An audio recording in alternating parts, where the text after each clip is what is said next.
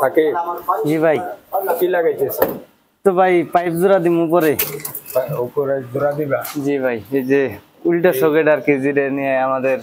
এই সকেট মাথায়? জি ভাই, সকেট মাথা। উল্টা জয়েন এতে লিক করবে না? না ভাই, এটা কেমনে লিক করবো ভাই? পুরা 5 ইঞ্চি আমাদের সকেটটা ঢুকে যাবো। হ্যাঁ, এখানে তো লিক করার কোনো প্রশ্নই আসে না। আচ্ছা, এইটা আগে দিলা কি কারণে?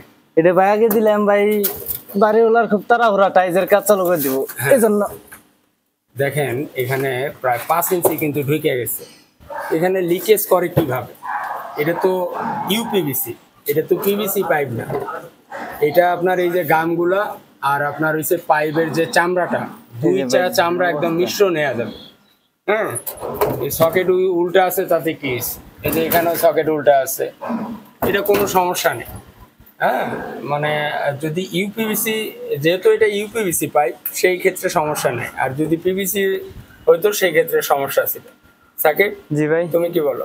জি ভাই, এটা ঠিক। তারপর ভাই এরকম করতাম না, টাইজের কাজ খুব তাড়াহুড়া করে টাইজের কাজ হয়ে গেছে, আমাদের কাজ ক্লিয়ার করতে পারিনি। মানে আমাদের কাজটা হয়তো একবারে আমাদের পাইপ লাইন টাই না, তারপরে যে আমরা ঢালাই ঢুলে এই যে ব্লক করতাম।